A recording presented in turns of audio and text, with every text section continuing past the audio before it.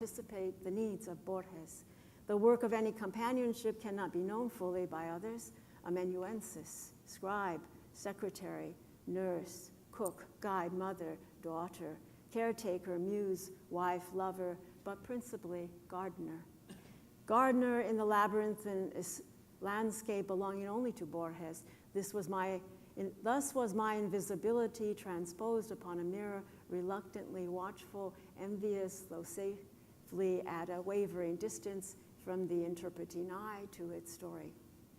But one day our forking paths would meet at the divine birthplace of Nihon, our feet crunching in unison over the pebbled gravels before the temples of Isumo. Borges marked this mythic center, calling upon the gods in a swirl of cherry blossoms, their petals falling about him in Basho 17 symbols. What is the garden's atlas to the blind? A geography without vistas, perspective determined by time travel, a folded and reversible map. Yet even the colorblind crave to see the color of a body's journey to divine meaning from fascination, even if translated again and again over centuries and multiple languages, becoming, if only a whisper, an ideogram splashed across the skin. The skin may be accusatory, but like paper, it receives and reflects as text. Memory and knowing to be interpreted by the reader. So, say, Shonagon's deft brush thrust from a silken sleeve through 8 centuries to lick the ear of Borges. Thus he would pronounce the name of Maria. How many mornings and seas, how many oriental and occidental gardens, his Shonagon, her Genji, his Beatrice, her Virgil, his little stone on a board of chess. Sei Shonagon lifted her head from her pillow and spoke in perfect Spanish, a la otra. Amelia Nagamina es a quien le ocurren las cosas. In the book of things that occur to young women, there might have been, had Amelia kept such a notebook, a notation about a Mexicano in the uniform of American Army, a journalist for the Stars and Stripes who covered the Tokyo war crime trials. Instead, it was the journalist and writer Américo Paredes who kept his notebook, musing over the beautiful futures of a Japonesa born in Uruguay who also spoke the educated Spanish of a diplomat. Who among the Puerto Ricanos, GIs, treated by the Red Cross in those years of Japan's occupation, followed by a war in Korea, had not fallen in love with Amelia? But it was to Americo, an older, though still young man of charm and resolve, to whom Amelia tied her future. And from that moment, I might catch glimpses of Amelia for the next 50 years, always at the side of Americo. The world of Americo was not a forking garden, but a contested borderland experienced in wide swatches, the Tex-Mex border, the American occupation of a war-torn Japan, a greater Mexico, later perhaps the mythic atlas called Aslan. The world known to Americo was a rebellious world of men in endless war, crimes committed by enemy and ally, survival by cunning and happenstance. It would seem that Amelia remained fixed at the center of Americo's borderland in Austin, Texas, where she raised her children and kept a modest household and supported her husband's scholarly ambitions. No doubt her gracious ways domesticated this Chicano, compressing Americo's passionate anger beneath a genteel veneer. But by the time Américo Paredes was discovered to be the godfather of Chicano studies, Amelia had discovered a borderland of her own. Perhaps her borderland began in the 4 walking blocks between the university and the Lone Star State Capitol, its dome looming over the Austin landscape, where Amelia beat a mother's fury at the doors of political power. And over time, Amelia occupied the borderland radiating around the Austin State School for the disabled and handicapped, the difficult and nearly impossible terrain of access to independent living and quality of life. I followed but could never fully imagine Amelia's meticulous caretaking, her persistent and obsessive advocacy, the meaning of her life becoming the body and the brains of a child who could not do for herself. But if not the mother, then who? And what of the post-wars that Amelia had also witnessed, the amputated and disfigured lives of veterans and civilians? And if Americans joined to plead the justice of the 14th Amendment, the Rehabilitation Act of 1973, the Education of All Handicapped Children's Act of 1975, the Civil Rights of Institutionalized Persons Act of 1980, and the Americans with Disabilities Act of 1990. I saw her there at every turn, whether as commissioned community member or spokesperson or letter writer or petitioner at the grassroots. But I guess Amelia was too busy to keep any lists. So Amelia and Americo shared lives across separate though overlapping borderlands, and perhaps over the long years, each chafed at the obsession of the other, the understood refusal of either to become completely converted to the concerns of the other. I knew the sentiment of pride, of partnership, public standing side by side, private guilt and jealousy. But finally, death silences the frailties of illness. Blesses loyalty forgets. Some believe that Americo Paredes, desperately lonely in the borderlands of death, called his beloved wife Amelia from his grave, and that she obediently followed him only 2 months later. But the borderland paths are mysterious, and Amelia and I took the bus out of Austin, headed down the obligatory border, and tossed cherry blossoms into the Rio Grande, all the way to Brownsville, pursued by corridos, haunted by Americo's serenade, fierce and tender. Japonesa, Japonesa, the song crooned after us. Que sonríes, sonríes tú, dolor, en tus brazos orientales mitigaré mi destierro. And from Brownsville, we caught a boat to New Orleans on a dappled spring morning several Wednesdays after the turmoil of Mardi Gras. We met Maria with Borges at the Café du Monde, sipping café and chicory, teeth tearing at the doughy skin of sweet beignets. Lips and chins dusted in powdered sugar. Not until that moment was Americo's Tokyo guitar replaced by the insistent sax interlude of King Curtis. John Lennon driving his lyrics. You gotta live, you gotta love, you gotta be somebody, you gotta shove. It's really hard. Amelia's tender eyes then turned to me, smiled old pain. A la otra, she began. La otra, called Yoko Ono, is the one things happen too. Our minds wander back to Tokyo, precisely firebombed. We emerge from shelter and rule escape and remember the bewildered face of a young girl, yet a child of 12 years, following her belongings in a wheelbarrow, the precarious future to be forged out of rubble and defeat. 20 years, prestigious schooling, 2 marriages, and an artistic career attached variously to John Cage and Andy Warhol. Later, I stood with her at the foot of a ladder in a gallery in London, watching a wealthy beetle from Liverpool climb its rungs, awkwardly balanced at the top to decipher a message through our magnifying glass. Yes. I suppose that privilege comes back from war with fierce defiance, grabs a fistful of burnt earth, an act of reclamation, but in Yoko's fist, a declaration of freedom. Still, that earth could be churned back 8 centuries, thus a grapefruit could have the acidic taste and shape of a pillow book of instructions. The conceptual map piece read, draw a map and get lost. And so we did. And then walk piece, stir inside your brain with a penis until things are mixed well, take a walk. And so we did.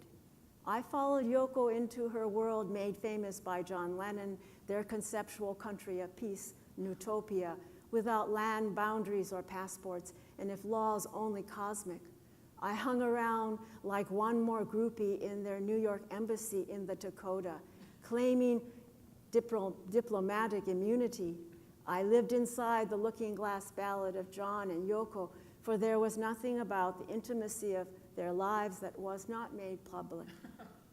2 virgins displayed in full frontal nudity, honeymoon bed in a sea of white sheets to give peace a chance. Among the guests, Timothy Leary, Tommy Smothers, Hare Krishnas, and a delegation of the blind.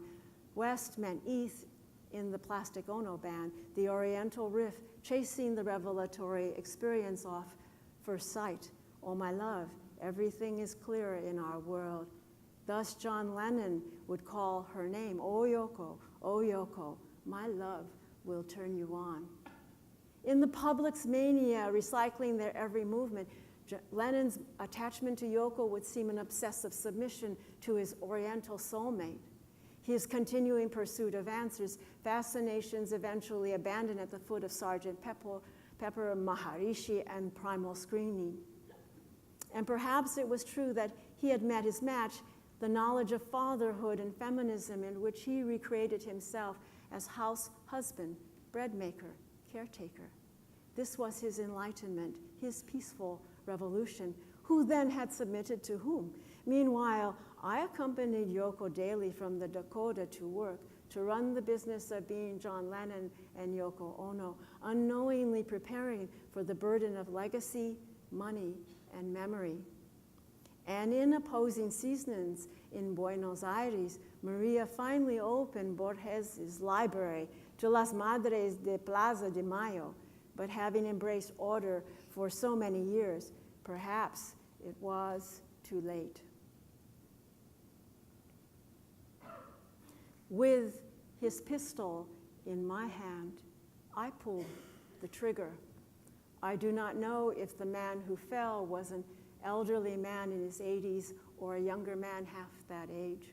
I do not know if he was a learned sinologist or a Mexican folklorist or a lyricist of Jabberwocky. I do not know if he could finally see me through his blindness, through the borders, the utopia of his mind. It was his pistol and his pop, the myopic splinter of spectacles, my primal scream caged and yellowed by a judgmental media. I do not know which of us has written this page.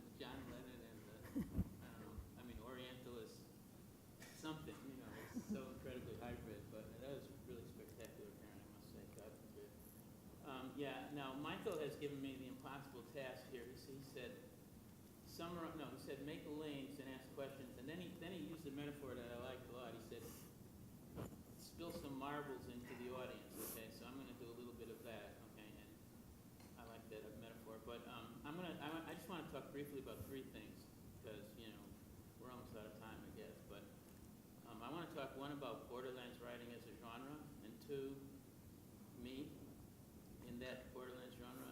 Why and how, and show you kind of some of that. But then the other thing for Keijiro, I want to talk about Asia as method and translocal and heterotopic urban spaces, what you're doing, because people are doing it in San Francisco too, so I'll make some links. But the first thing about Borderlands writing, you have to realize it is not an ancient genre. It's actually fairly specific in terms of when it arose. It arose through Gloria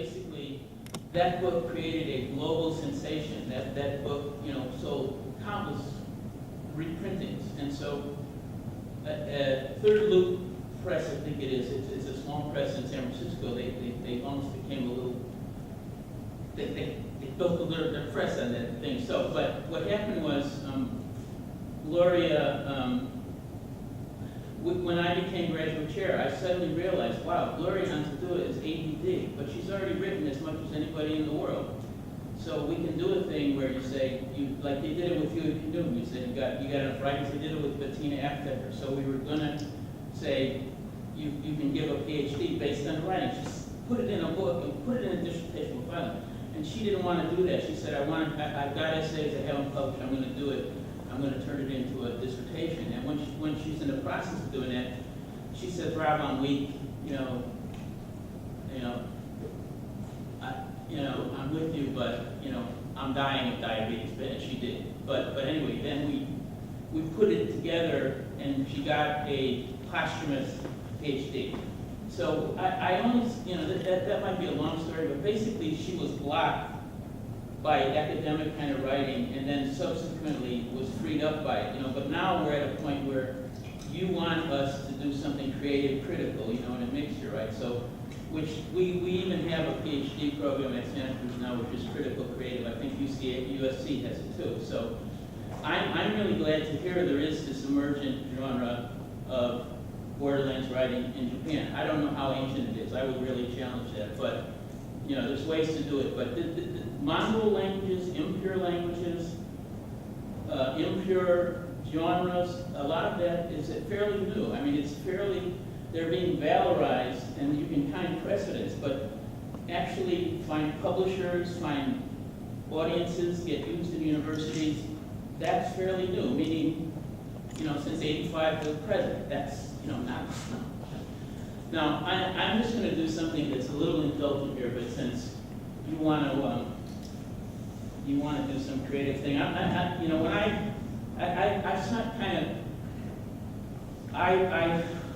wanted to get a Fulbright to Mexico, and my Spanish was pretty good, but there's a lot of people with a lot of Spanish that's way better than me, so I was turned down. Okay, this would have been 1982. So then I got back to, I figured, well, another rejection, I wrote. But anyway, then I got a letter from Fulbright in spring saying, why don't, you've done some work translating Korean with Peter Lee. Would you like to be a Fulbright to Korea? I said, what? I said, my Korean's not that good, And they said, oh, don't worry, everybody speaks English in Korea. Famous last words. But anyway, that started me on a kind of fated trajectory from Seoul to Taipei to Hong Kong. I spent 24 years teaching in Honolulu. Let's say that's the interior Pacific. And then came back to California, where I'd gone to school as a hippie, in the Haight-Ashbury, and then, came back to Santa Cruz. So there's a kind of a trajectory from New England, where I was born, to California, to Asia, back to California, back to New England, buried me. So anyway, this is a poem called Soap Operas. When I was at Hong Kong University, I was teaching a seminar on Asia-Pacific cultural poetics. And one little inn, the Bravo Black College, was closed, so they put me on the 25th floor of the Island Pacific. It was like heaven. I was looking out on all the ships going to Macau. And I could watch all the star television I want. So I like bad English. I'm thrilled by what Evelyn Chen calls Chinglish, or pidgin English in Hawaii. I love the mixtures and the inventiveness of this. And so the wackier the language is, the more interesting it is to me. So this is a poem called Soap Operas. I think I could call it soup operas, and it's based on the language of Hong Kong soap operas. So you'll kind of hear it. I kind of put it together as a little plot. You were the unique daughter I have. I pulled some soup for her. Living by the temple money, mother. I get it for you now. Sorry, daughter. Now worry. It's my fault. Father dear, killed by the soup. It was on accident. Kill that boo. I mean girl. Oh heavens. You were always too many a saint of gamble. I don't know what any of that means, but you make any sense to people. Okay, so now this is another one. This is the third coming of the beast. The second coming was, out of Jerusalem, what beast slouches towards Bethlehem to be born. So I tried to do it, what beast slouches towards Hong Kong to be born. So it's called Third Coming. Turning and turning in the widening slime, the cyborg cannot tell the television set from the ideological state apparatus. Objects fall into mute commodification, becoming profane illumination, or junk food